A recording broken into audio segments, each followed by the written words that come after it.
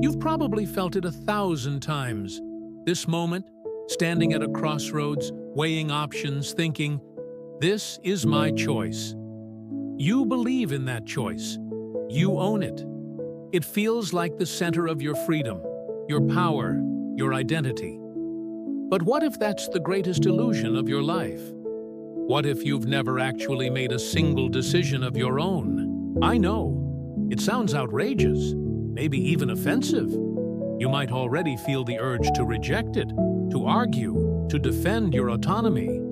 But hold that feeling. Sit with it. Because what you're feeling might not be your reaction. It might just be the conditioning of a lifetime, whispering that you must believe you're in control.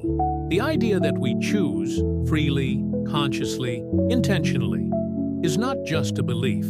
It's a pillar of who we think we are. And to question it feels like trying to breathe underwater. But that's exactly where we're going. Because the deeper we dive, the more fragile this sense of control begins to look. Let's start small. Everyday decisions.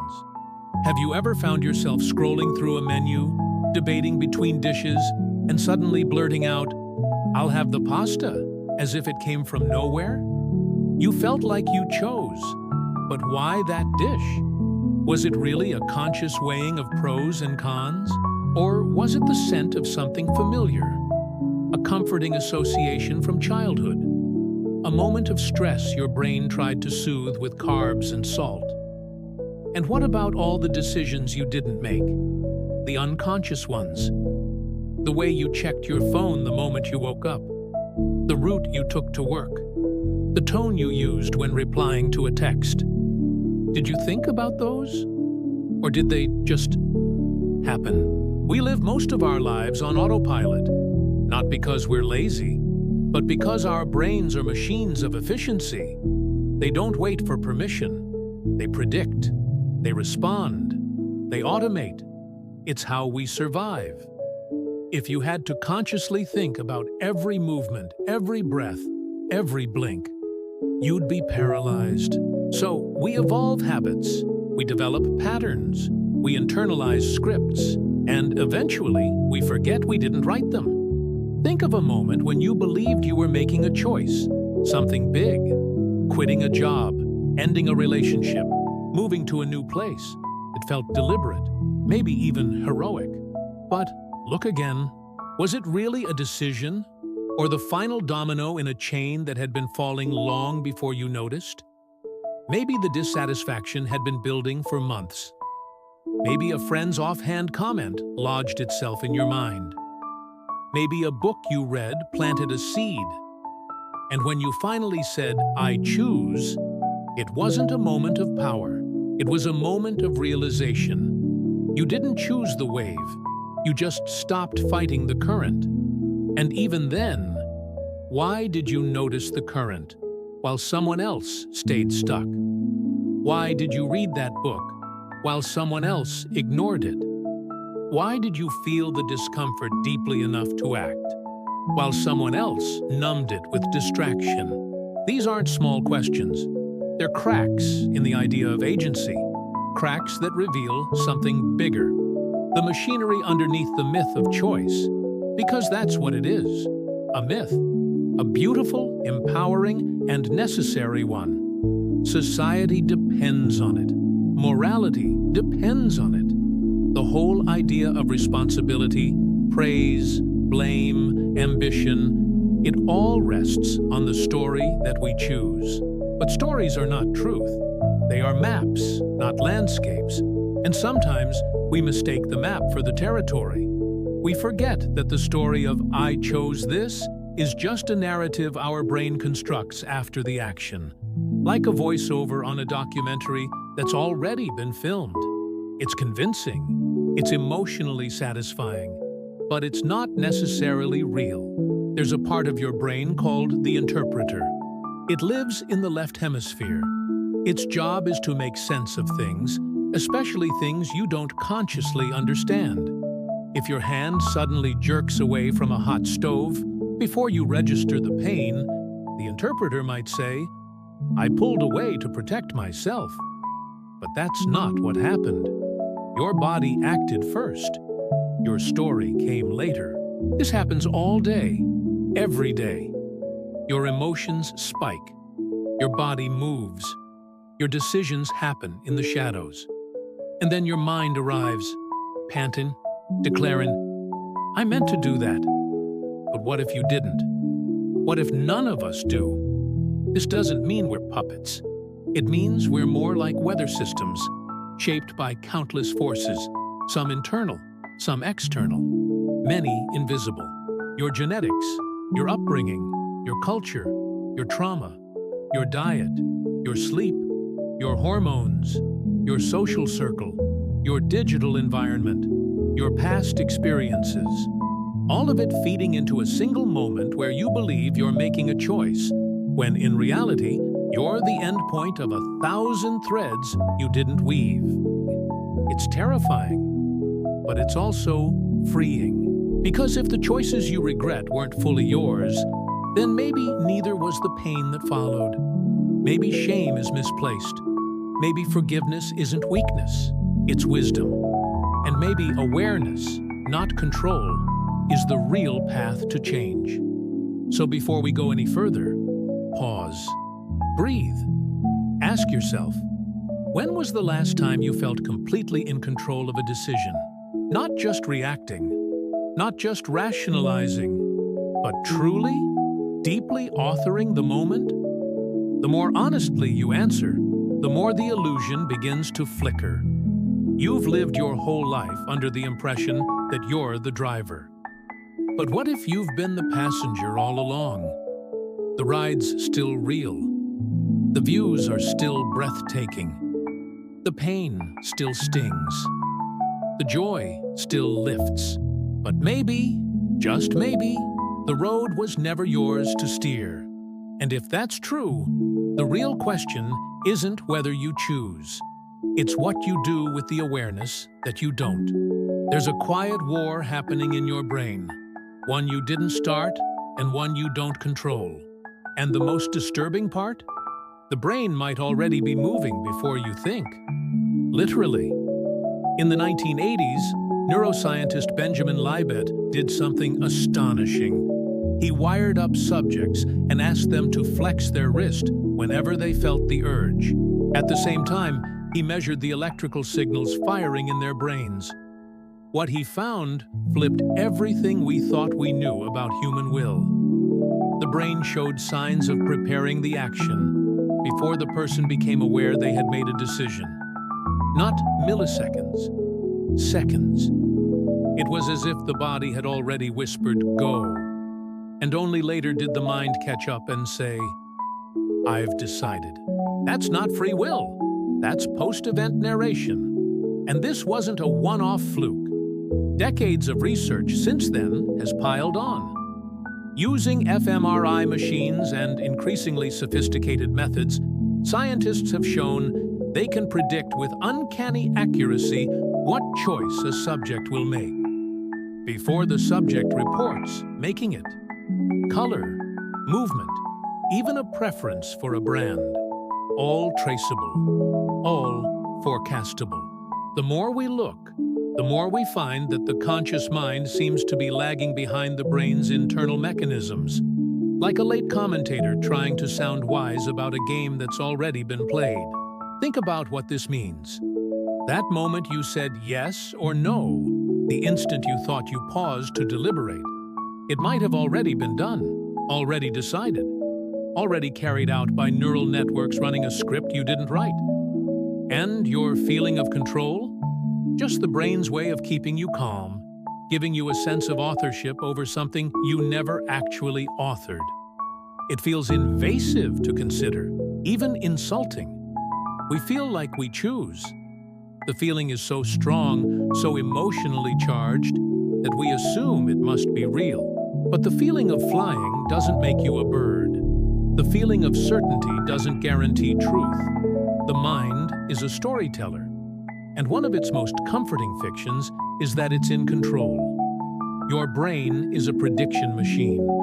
It runs simulations constantly, trying to guess what will happen next, and adjusting your actions accordingly.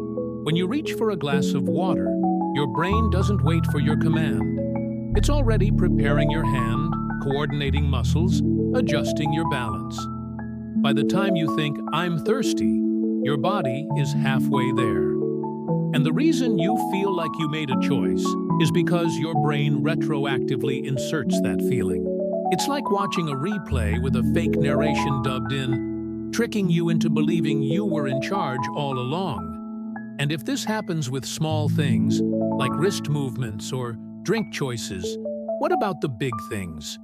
What about who you fall in love with, who you trust, what you believe? You might feel like you chose your career path, your religion, your values, but if you dig into the timeline, if you rewind the tape far enough, you'll find patterns, influences, triggers, that one teacher, that one book, that one rejection, that one praise, the quiet accumulation of signals before the story of me even formed. There's another experiment, chilling in its simplicity. Participants were asked to press a button when they felt the urge. Researchers monitored the moment their brain initiated the action and the moment the participant reported becoming aware of it. Time and again, the brain acted first, always. The participants were passengers watching their own ship set sail, only later shouting, "Yes, I meant to go that way." But they were already out to sea. Now take that realization and apply it to your life. When you yelled at your friend, when you forgave your partner, when you left your job, were those moments of decision or moments of revelation?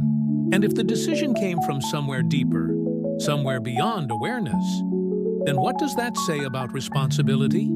About pride? About guilt? Neuroscience doesn't say you're a robot. It says you're more complex than that. It says you're a system, a constellation of chemistry, electricity, memory, and stimulus, looping through feedback patterns shaped by biology and experience. And somewhere in that system is a voice that thinks it's steering the ship. A voice that gives your life meaning, purpose, and continuity. But maybe that voice is just reading the weather report after the storm has already passed. And yet we cling to the illusion. Because without it, what do we become? Puppets? Automatons? No, that's too simple. Awareness is not the same as authorship, but it's still powerful. Because here's where things turn. When you know you're not choosing in the way you thought, you begin to watch more carefully. You begin to notice the conditions that lead to action.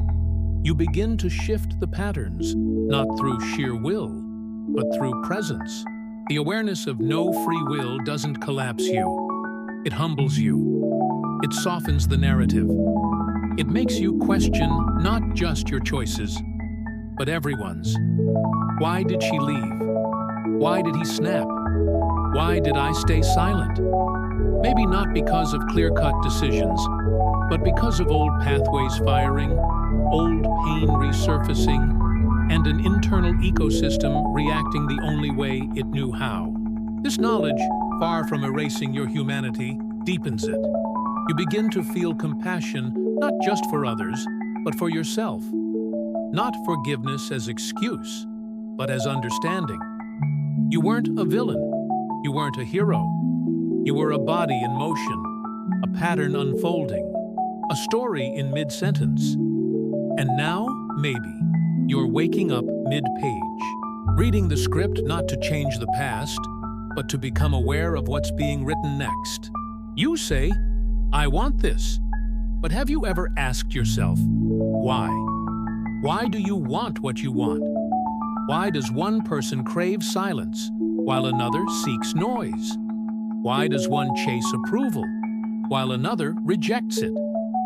We like to believe that our desires are uniquely ours, personal, deliberate, authored by some inner truth. But what if they're not? What if the things we long for, the things we avoid, the things we think define us, were planted there long before we had words? Imagine a child reaching for a parent's hand. The warmth they feel is more than physical. It's safety. It's validation. Now imagine that same child being ignored, or worse, punished for reaching out.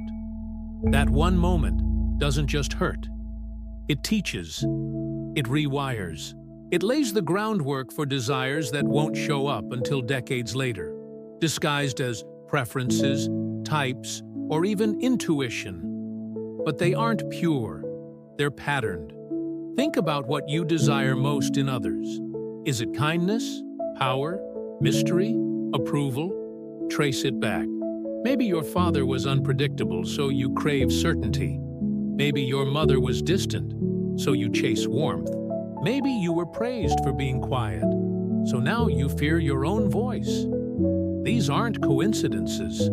They're conditioning. And yet, we walk through life treating them like truth, as if wanting something makes it meaningful. But there's more. Culture shapes desire like a sculptor, with infinite hands. The ads we see, the stories we're told, the heroes we're given, they all whisper in the background, shaping what we think we want. You think you want success. But what image appears in your mind? A mansion? Applause? A title? That's not a raw desire. That's a borrowed one.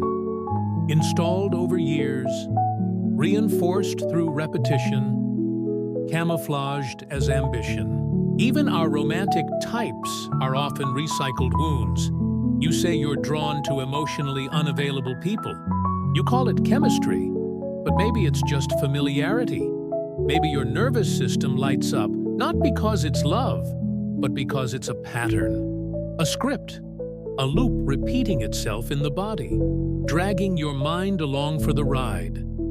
And still, you say, I choose this.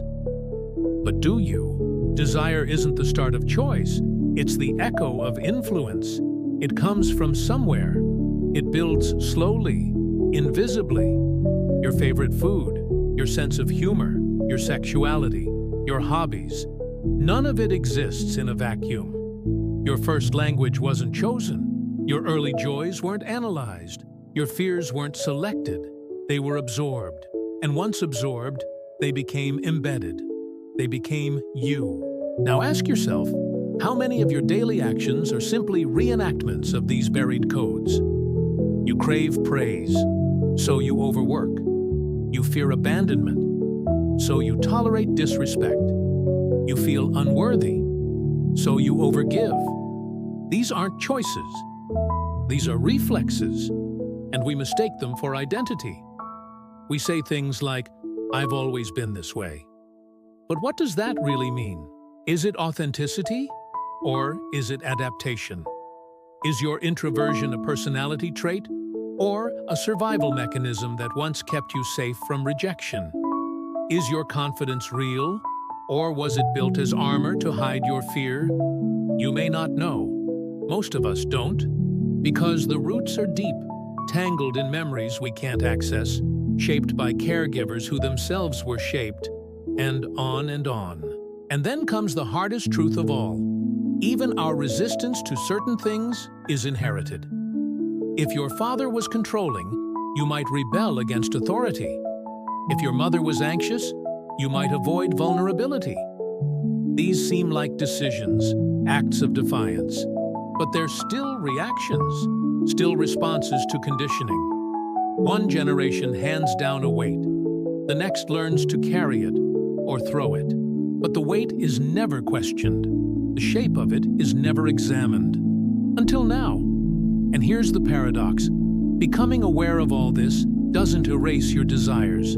It clarifies them. It softens the grip. It lets you ask, not, what do I want? But, where did this want come from? That one question can shift everything. It doesn't turn you into a blank slate, but it gives you the chance to rewrite parts of the story. Not all at once, not with force, but with curiosity. You might still want the job, the partner, the recognition, but now you notice when the wanting feels like hunger and when it feels like compulsion. You begin to sense the difference between a need rooted in nourishment and a need rooted in lack. You begin to notice which desires feel expansive and which feel desperate. And slowly, you reclaim something deeper than choice.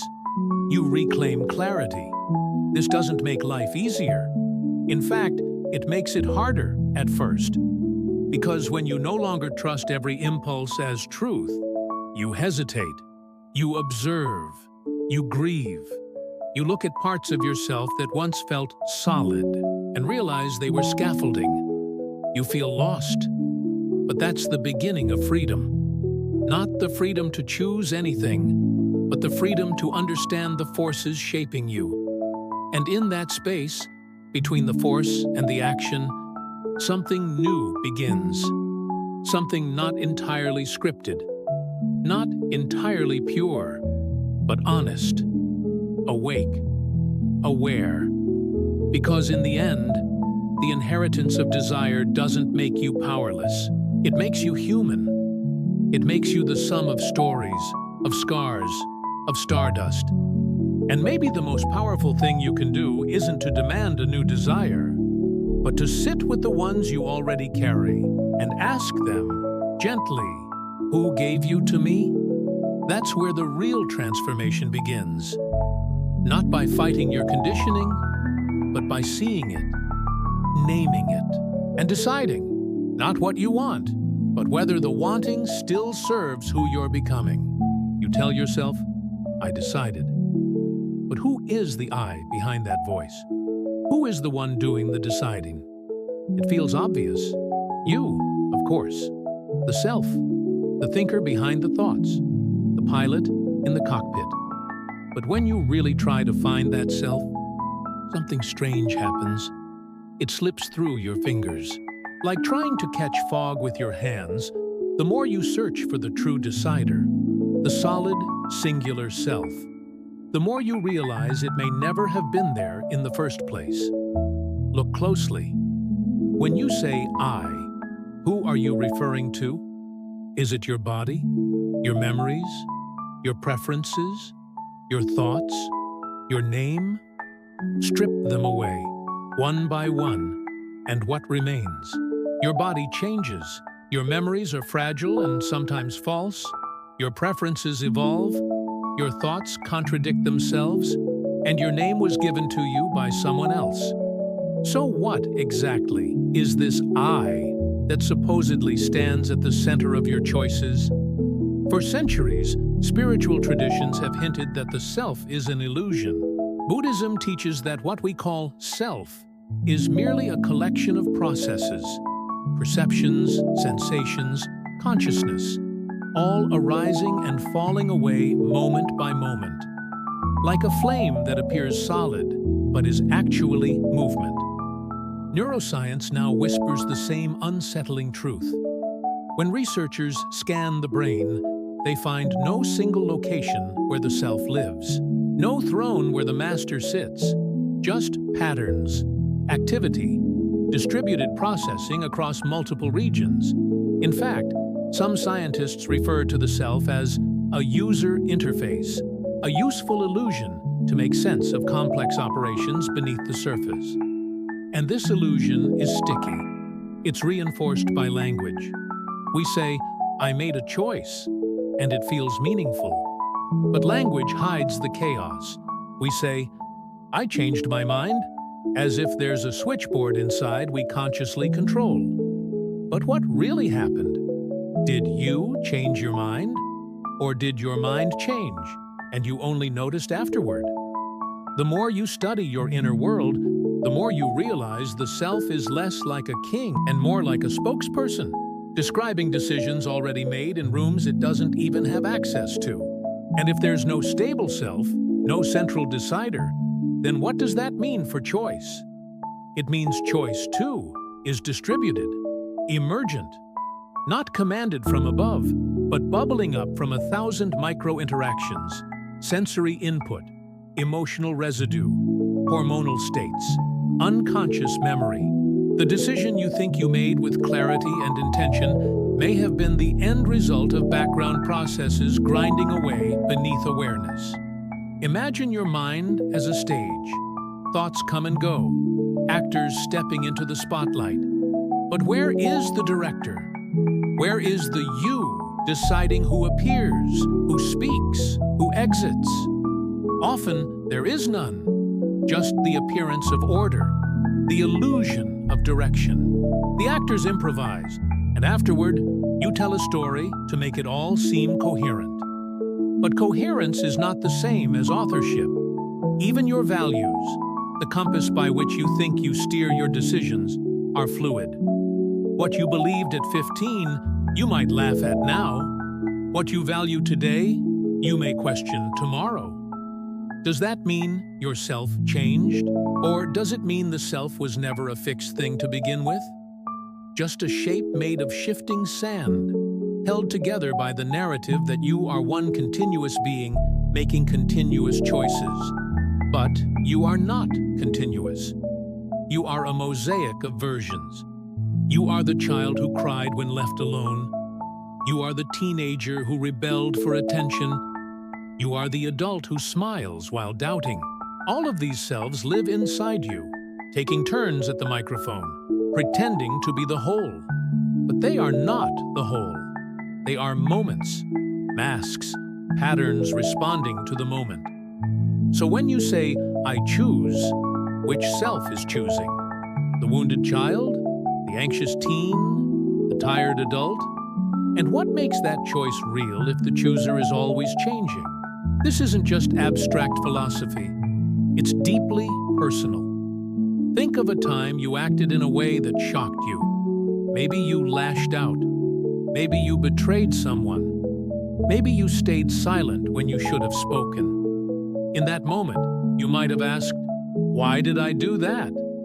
But the better question might be, which version of me did that? And what pain was it reacting to? You're not a single self choosing from a menu.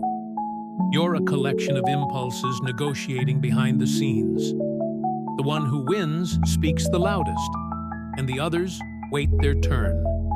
And yet, we punish ourselves as if the self is a unified whole. We say, I should have known better, forgetting that the one who knows better wasn't present when the choice was made. The version of you who reflects now is not the version who acted then. That's not excuse, it's understanding. And understanding opens the door to compassion. Compassion for others, too. When someone hurts you, when someone chooses badly, you often ask, why did they do that? But maybe they didn't. Maybe it was a version of them they barely understand. A pattern, a fear, a reflex. The same way your own hand flinches from fire, maybe their words lashed out from an ancient wound. The self that hurt you may not even be in the room anymore. And if that's true, how do you punish a ghost? This changes everything. It changes how we judge, how we forgive, how we grow. You don't have to pretend there's no pain, but you might begin to see that pain differently. Not as betrayal by a coherent self, but as the byproduct of confusion. And confusion is something we can meet not with blame, but with clarity. So if the self is not the decider, then what are you? You are awareness. You are the space in which selves arise and dissolve. You are the witness, not the writer. And that witness, though not in control, is capable of seeing clearly. And sometimes, seeing clearly is the closest thing to choosing we ever get. You think you're choosing. You think your finger lingers on the screen because you're curious. That you clicked on this video because something deep inside you decided to. But what if that's not the whole story? What if you're not the one choosing, but the one being chosen?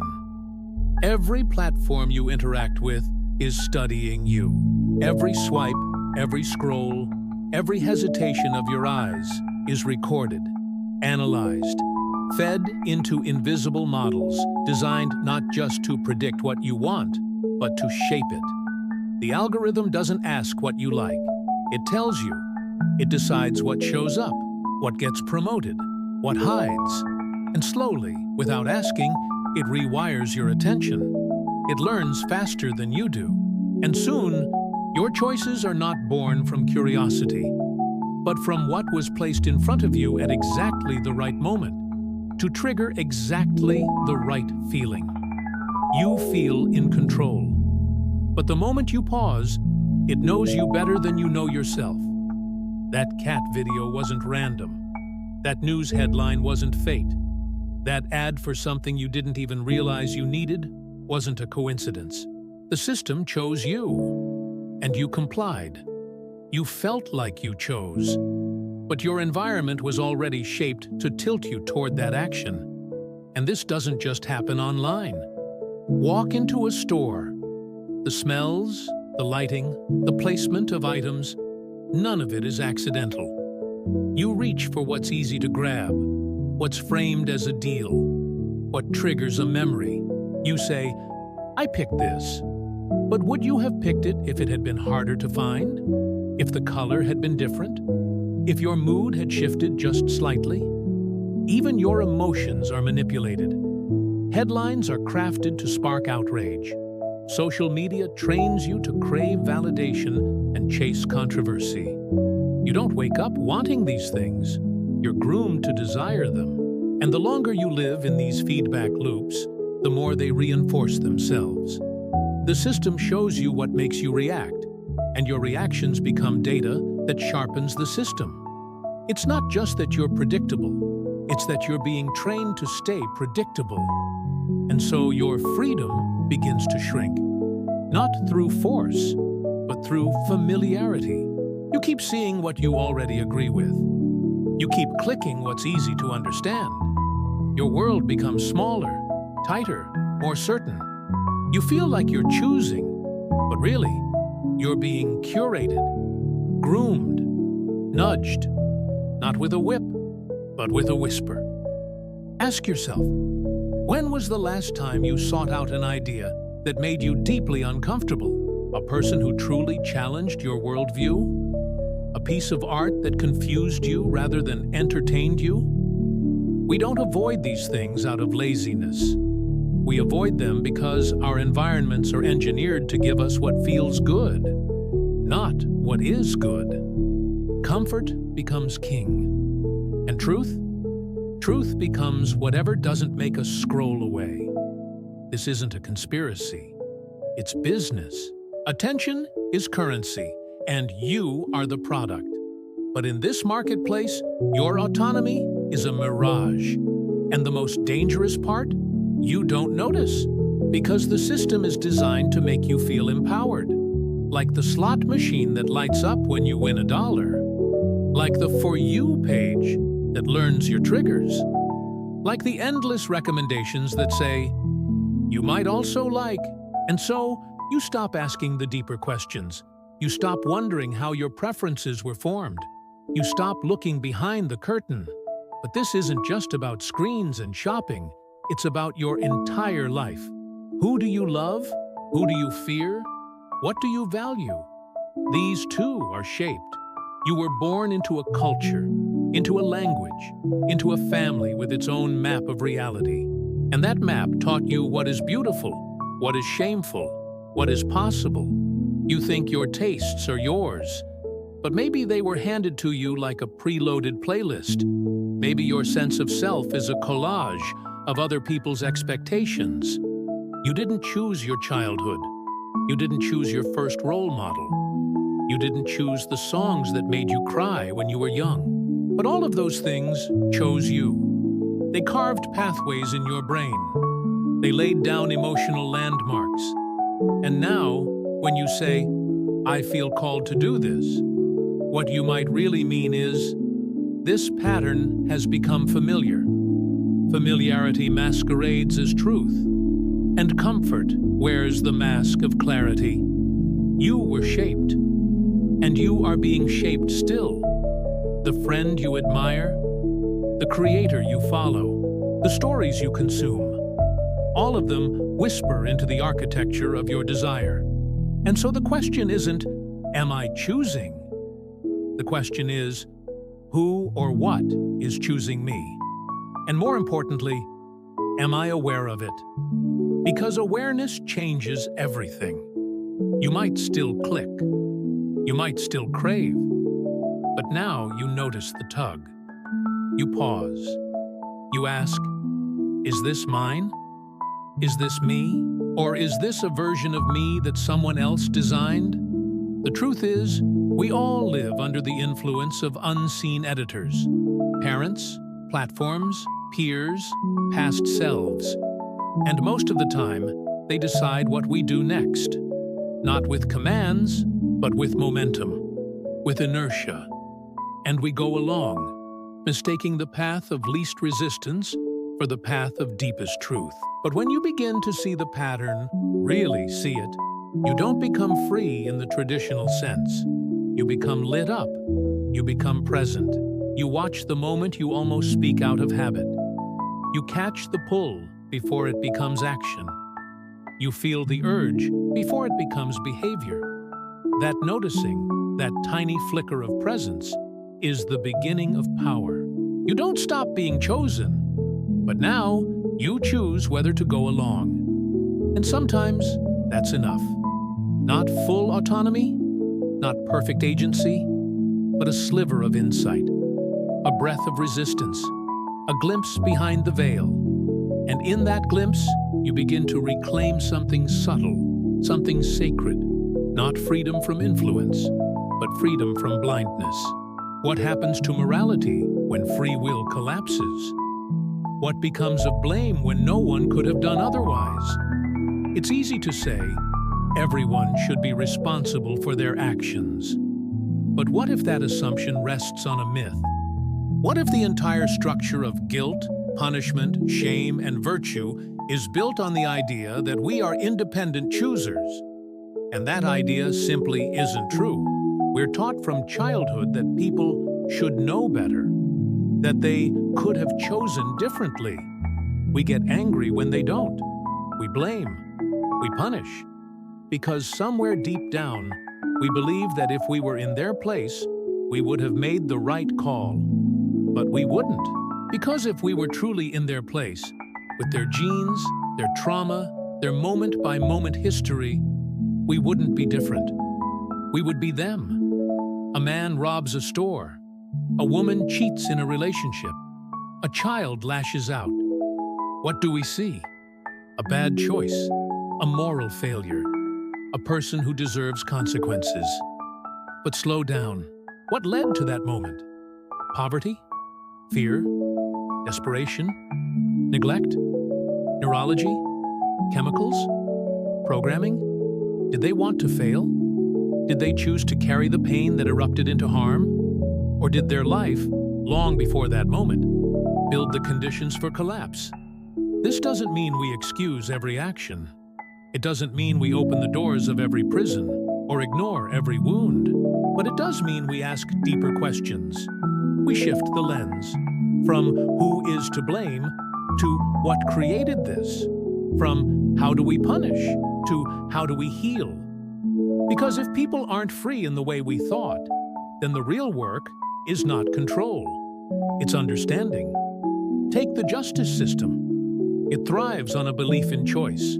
It punishes with the assumption that people are rational agents who weigh consequences and still choose wrong. But science tells us otherwise. Trauma rewires the brain. Childhood stress disrupts impulse control. Genetic predispositions alter risk-taking behavior. So when we lock someone away, are we making the world safer? Or are we hiding the evidence of a deeper societal failure? And what about ourselves? What about the things we've done? The mistakes, the outbursts, the betrayals. We carry shame like a weight tied to our name. We say, I should have known better. But if we look closely, we often didn't know better. We were triggered, overwhelmed, repeating patterns that were carved into us long before we had a chance to question them. And yet, we blame ourselves, as if the past you was just a worse version of your current self, not a different self entirely. If you've ever looked back on a moment and thought, "That wasn't me," you're closer to the truth than you know. That wasn't you. It was a configuration of nervous system, emotion, memory, and pain responding to the world. It acted. You watched. And now you carry the memory like a scar, believing you had full authorship. But you didn't write that chapter. You just lived it. This shift doesn't make life easier. In fact, it complicates everything. Because without the simplicity of blame, we have to wrestle with complexity. It's easier to say, "He's just evil," than to ask, "What happened to him?" It's easier to say, "She ruined my life," than to wonder, what pain was she acting from? We avoid that kind of empathy, not because it's wrong, but because it hurts. It dismantles the clean narratives we use to protect our identity as better people. But if we really believe in growth, in healing, in becoming, then we must confront this crisis. We must ask ourselves, what kind of world do we want to build? One that punishes what it doesn't understand? Or one that digs deeper? The same goes for love. Relationships often crumble under the illusion that our partner chose to hurt us, that they could have been more present, more kind, more honest. And maybe they could have. But what if they were drowning too? What if they never learned how to love without fear? What if every time they pulled away or pushed too hard, they were acting from wounds they never asked for? When we see people through the lens of free will, we judge their actions in isolation. But when we remove that lens, we see a longer timeline, a web of cause and effect, a lineage of suffering passed down like inheritance. Suddenly, forgiveness isn't weakness, it's clarity. Not letting people off the hook, but letting go of the illusion that they could have been anyone else in that moment. This shift also invites self-forgiveness, because the same lens applies to you. You weren't born with perfect tools. You didn't ask for your pain. You didn't design your brain. You didn't choose your family, your culture, your first heartbreak, your first failure. But all of that shaped the way you acted, the way you reacted, the way you survived. So now, when you look back and ask, "Why did I do that?" Don't answer with blame. Answer with curiosity. Trace the pattern. Meet the version of you who didn't know what you know now, and forgive them. This is the moral crisis and the moral opportunity of letting go of free will. We lose the clean satisfaction of punishment, but we gain the radical possibility of compassion, not a soft compassion, not naive, but fierce, honest, grounded in the reality that everyone, including you, is doing what they can with what they've been given, and that the greatest form of justice may not be retribution, but rehabilitation. Because if we are not the free agents we thought, then maybe the most revolutionary thing we can do is stop pretending and start healing. So if free will is an illusion, if we are not the authors but the audience, not the architects but the echoes, then what remains? What's left when the myth of choice is burned away? The answer is simple, subtle, and more powerful than you might think. What remains is awareness, and that changes everything. You are not in control the way you thought you were, but you are aware. You can observe the storm without believing you summoned it. You can watch your anger rise like a wave and know that you didn't choose its timing, its force, or its shape, but you can feel it. You can name it. You can notice it instead of becoming it. And that noticing, that sliver of presence, is where real transformation begins. Imagine walking into a dark room filled with mirrors. You see faces, movements, moods. Each one feels like you. But as you get closer, you realize they're just reflections, refractions of light, shaped by experience, distorted by memory. You didn't build the mirrors, but now, for the first time, you're seeing them. That seeing is awareness. It doesn't give you control over the images, but it gives you perspective. And sometimes, perspective is more important than power. Awareness doesn't erase the patterns. It doesn't delete your past or untangle your triggers, but it shines a light on them. It pauses the autopilot. It makes space between the stimulus and the response. You may not have chosen the thought, but now you can choose what to do with it. You may not have chosen the fear, but now you can see that it's fear and not truth. In many Eastern traditions, this awareness is everything. The self is a river, the ego a ripple, the mind a sky with passing clouds. And freedom? Freedom is not about dominating your impulses. It's about witnessing them without flinching. Not suppressing the chaos, but sitting still in its presence. Letting it rise, letting it fall. Knowing you are not the wave. You are the ocean watching it. This is the difference between being swept away by a story and waking up in the middle of it. Most of our lives are lived in reaction. We get insulted and we defend. We get hurt and we shut down.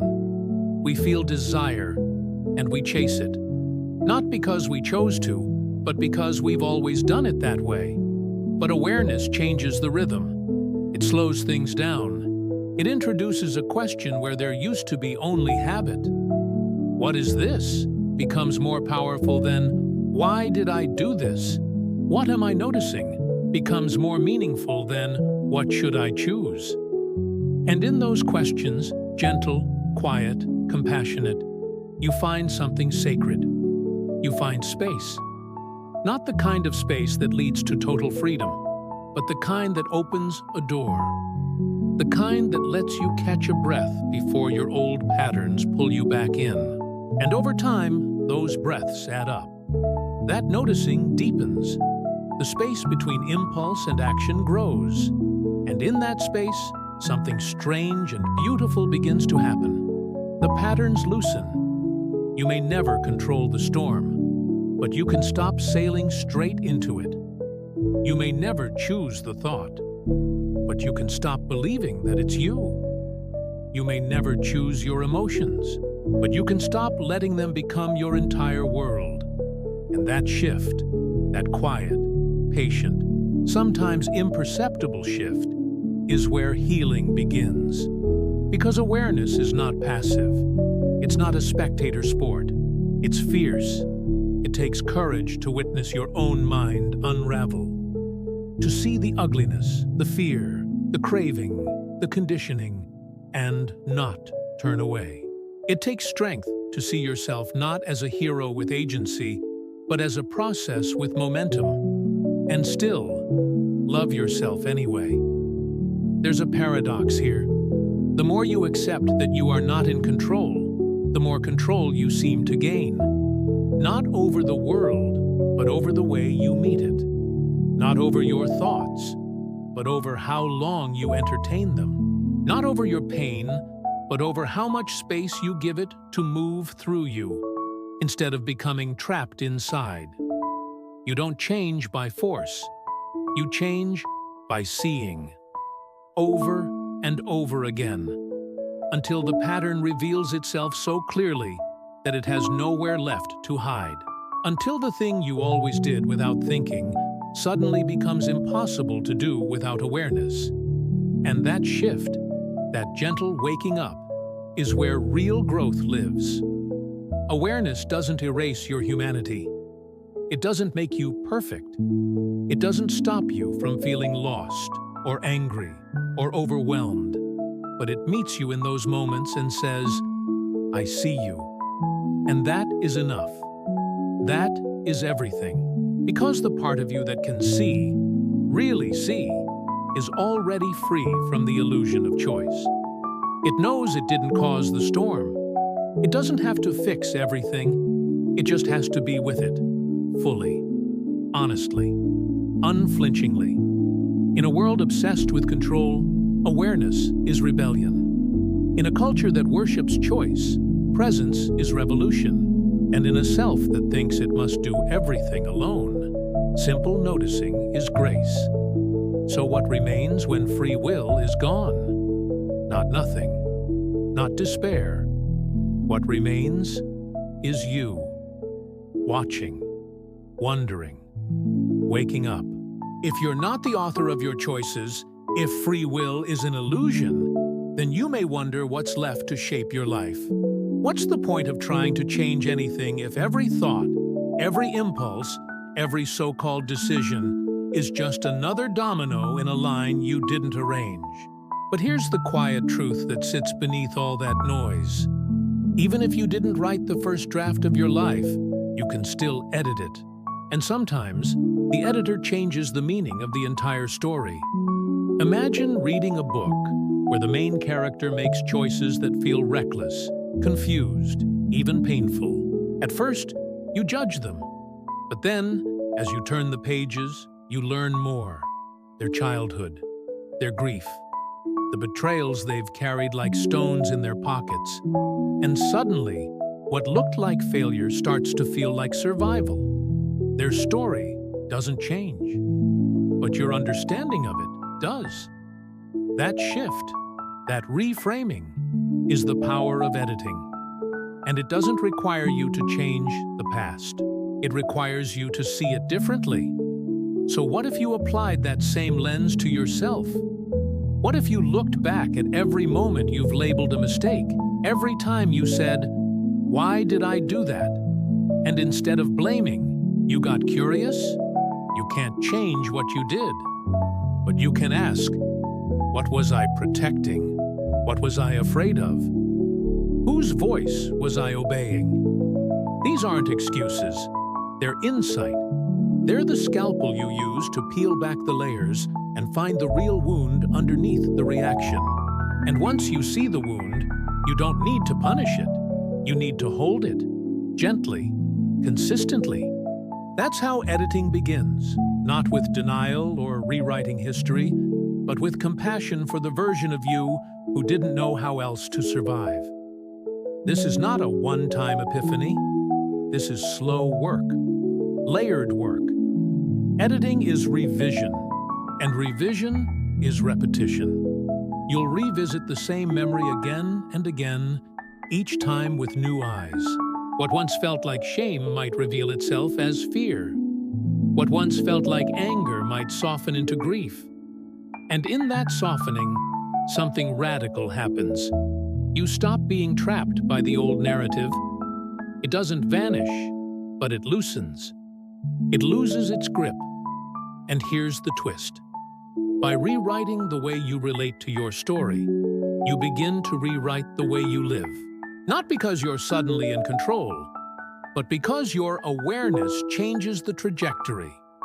Like a plane that shifts its path by just a few degrees, over time, you end up in a whole new place. Not because you fought the past, but because you listened to it. You gave it a new name. Take your identity.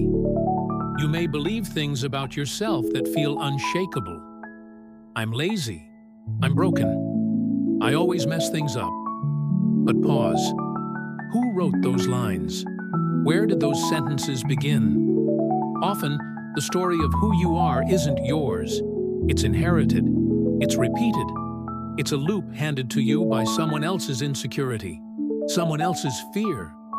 And you've read it so many times, you started to think you wrote it. But you didn't. You're just the voice carrying it forward. But you don't have to keep reading that script. You can pause mid-sentence. You can ask, is this still true? Does this belief serve me? Or does it limit me? The answers won't come all at once, but the asking itself begins the edit. Every time you question a label, you create space for a different narrative. Not, I'm lazy, but I learned to shut down when I was overwhelmed. Not, I always mess up, but I've survived more than most people ever see. This is not toxic positivity. This is not about sugarcoating your pain. This is about honoring it, and then choosing not to let it define your entire arc. Editors don't erase the hard parts. They shape them. They give them context. They find the thread of meaning that turns chaos into clarity. And this applies to the future, too. You may not choose your thoughts, your cravings, your impulses, but you can shape your environment. You can curate what surrounds you, the people, the content, the rituals. You don't have to wait for willpower. You can arrange your life to support your values, even if you don't feel aligned with them yet. That's part of rewriting the story, changing the conditions so that new patterns can emerge. If you want to change the way the story unfolds, you change the lighting. You move the furniture. You turn the page, even if you're scared of what's on the next one. Because sometimes the act of turning it is the growth. You don't need to know what's coming. You just need to know that the old chapter no longer holds you. Think of all the moments in your life that seemed meaningless when they happened. But now, looking back, you realize they were turning points. You didn't choose them, but you can give them meaning now. That's what it means to be the editor. You take the chaos and say, this is where the story shifted. You take the heartbreak and say, this is where I learned what I deserve. You take the silence and say, this is where I began to listen. And slowly, gently, the story becomes something you can carry. Not because it's perfect, but because it's yours. Not in authorship, but in relationship. Not because you wrote it, but because you're finally in conversation with it. That conversation is your power. That noticing, that reflecting, that choice, not to control, but to interpret. You can't undo the past, but you can stop being its prisoner. You can become its translator. And in doing so, you become something new. Not the writer, but the reader who wakes up halfway through and decides to really pay attention. And maybe that's all we ever needed. Not free will, but deep attention. Not authorship, but awareness. Not perfect control, but the courage to question the script. You'd think that losing free will would feel like a death sentence. That if you're not truly in control, not really choosing, not writing the lines you speak or directing the scenes you live in, you'd collapse under the weight of it. After all, doesn't freedom define our worth? Isn't it the very thing that separates a human from a machine, a soul from a shell? But here's the paradox. The moment you stop clinging to the illusion of control is the moment you begin to feel free. Not free in the way we're sold in slogans and speeches. Not free to do anything at any time. Make perfect choices. Bend life to our will. That kind of freedom is fiction. It exhausts us. It haunts us. Because no matter how hard we try, we never live up to it. And so we punish ourselves endlessly for falling short of an ideal that was never real to begin with. But once you release that fantasy, a different kind of liberation opens.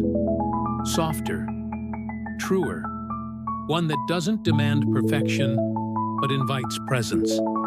One that doesn't scream, be better, but whispers, be honest. It's not the freedom to dominate life. It's the freedom to see life as it is, and still find beauty in it.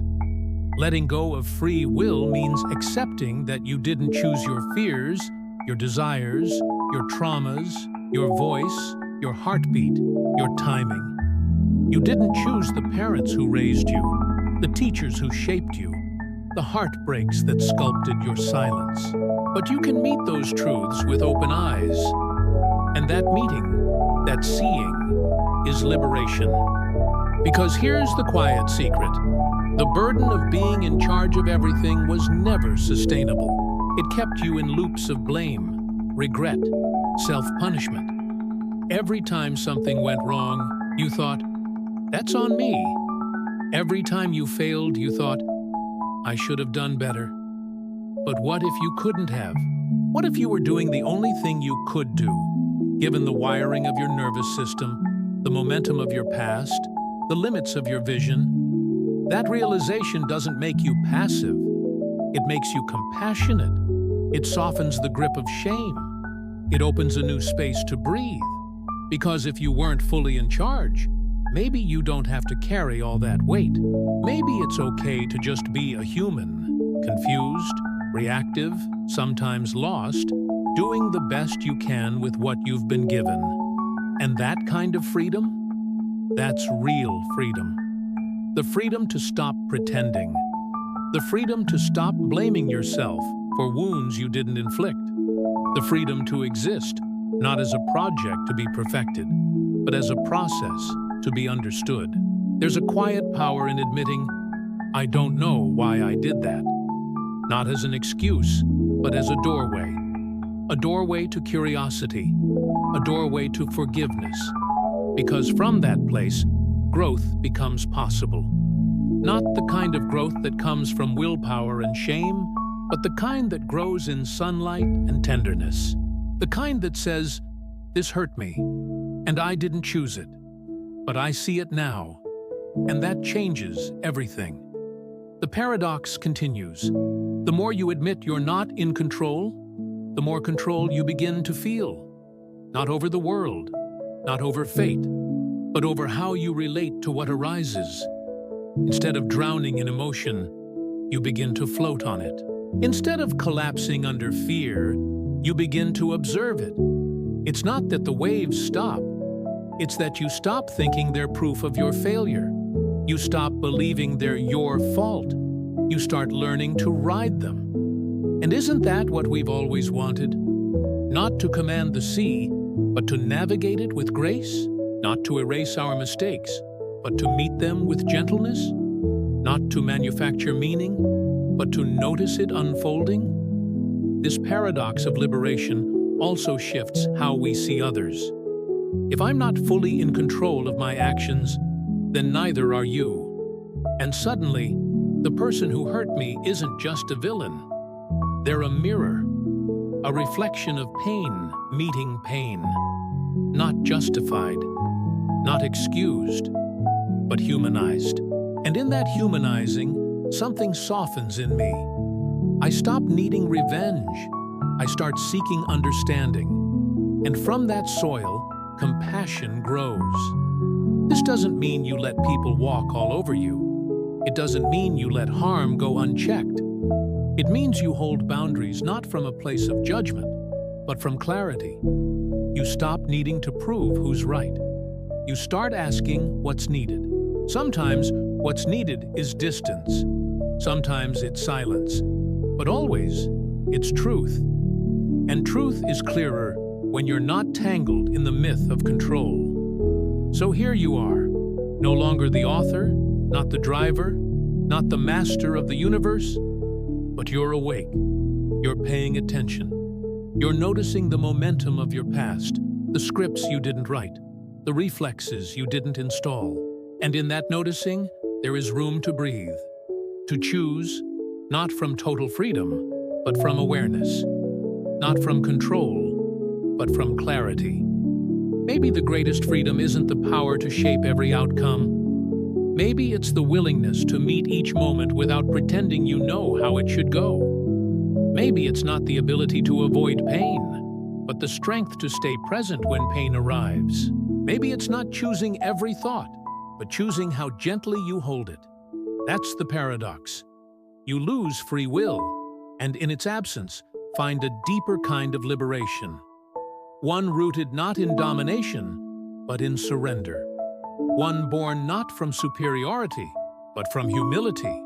And in that humility, you meet yourself, not as a god, but as a witness who weeps, who laughs, who gets it wrong, and who keeps watching anyway. So, no, you didn't choose this path in the way you thought. But now that you see it, really see it, you can walk it with open eyes. And maybe, just maybe, that's the most honest kind of freedom we'll ever know. So now you know. Or maybe, more honestly, Now you've remembered something you've always suspected deep down, that your life isn't as authored as you thought. That choice, that sacred engine of identity, may be more like a weather vane than a steering wheel, moving with winds you didn't summon, pointing in directions shaped by biology, memory, culture, and chance. And yet, here you are, awake, listening, feeling something shift. What do you do with that? How do you live when the curtain's been pulled back and you realize the grand play of free will might be just that? A play? A beautiful one, yes. Sometimes tragic. Sometimes comic. But still, a performance scripted by causes and conditions stretching back through time. Do you fall into nihilism, shrug, and say, nothing matters? Or do you stand taller, knowing that seeing the stage doesn't mean the story loses its meaning, but that now, finally, you can see it as it is? Because once you stop needing everything to be your choice, a new kind of life becomes possible. One where meaning isn't something you manufacture, but something you notice. One where you don't have to pretend to be in charge of everything, only to be present with what arises. You learn to trust the unfolding, not because it's easy or painless, but because it's honest. And in a world full of pretense, honesty is a revolution. You start watching your mind with curiosity instead of judgment. When anger flares, you don't rush to ask, why did I choose this? You ask, what does this anger want me to protect? When desire grabs hold, you don't shame it. You listen. You trace it back to its root. Maybe it's love. Maybe it's fear. Maybe it's a memory shaped by someone else's longing. You can't always change it, but you can greet it. And that greeting becomes the new act, not of domination, but of communion. You begin to see others differently too. The person who cuts you off in traffic, the friend who withdraws, the lover who can't commit. You stop demanding that they choose better. You start wondering what shaped their reflexes, what pain they're carrying that you can't see. This doesn't make you naive. It makes you compassionate. And in a world choking on judgment, compassion is oxygen. Living without the illusion of free will doesn't mean giving up. It means letting go of shame, of blame, of the exhausting need to always be the hero. You weren't built for that. No one was. And maybe you've always felt that pressure, silently, under your skin. The need to be the perfect partner, the disciplined achiever, the unshakable friend. But those are roles. And now, maybe you're ready to step off the stage. Maybe you're ready to sit in the audience for a while, to watch your life unfold without needing to script every scene, to notice the tension rising in your chest, not as a problem to fix, but as a messenger bearing old truths. Maybe you're ready to meet yourself as you are, not a chooser, but a witness, not a god, but a presence. And in that presence, everything softens.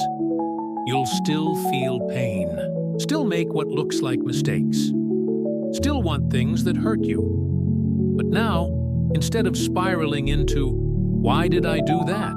You'll pause, breathe, listen, and maybe say, this is part of the unfolding. You'll start to ask better questions. What am I learning here? What pattern is playing out?